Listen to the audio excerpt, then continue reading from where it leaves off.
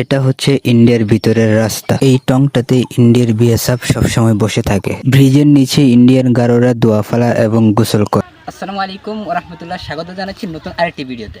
তো আমরা আজকে আছি একদম বাংলাদেশ এবং ইন্ডিয়ার বর্ডারের একদম কাছাকাছি, এবং আজকের ভিডিওতে আমরা দেখানোর চেষ্টা করব আমাদের বাড়ি থেকে ইন্ডিয়ার বর্ডার কতটুকু এবং ইন্ডিয়ার বর্ডারে যাইলে কোনো সমস্যা হয় কিনা।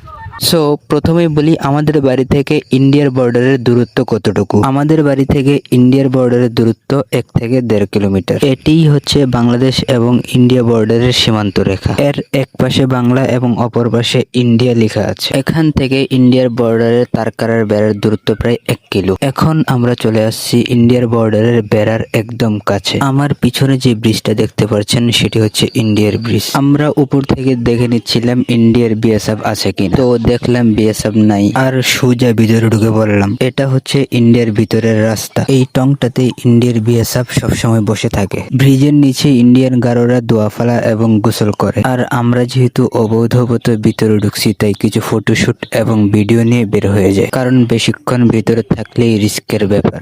সো অনেকেই ভাবে যে ইন্ডিয়ার বর্ডারের কাছে আসলেই বিএসএফ গুলি করে দেয়। আসলে এরকম কোনো কিছুই না। তবে আপনি যদি বর্ডারের কাছে আসেন আর বিএসএফ অথবা বাংলাদেশ বর্ডার গার্ড যদি থাকে, তাহলে আপনাকে সতর্ক করবে। তারপরেও আপনি যদি বর্ডার ক্রস করার চেষ্টা করেন আর ওরা যদি ধরতে পারে, তাহলে উপযুক্ত শাস্তির ব্যবস্থা করবে। সো এতটুকুই ছিল আজকের ভিডিও। আর ভিডিওটি কেমন হয়েছে অবশ্যই কমেন্টে জানাবেন, আর ভালো লাগলে লাইক কমেন্ট শেয়ার করে পাশে থাকবেন। ধন্যবাদ, দেখা হবে আরেকটি নতুন ভিডিওতে।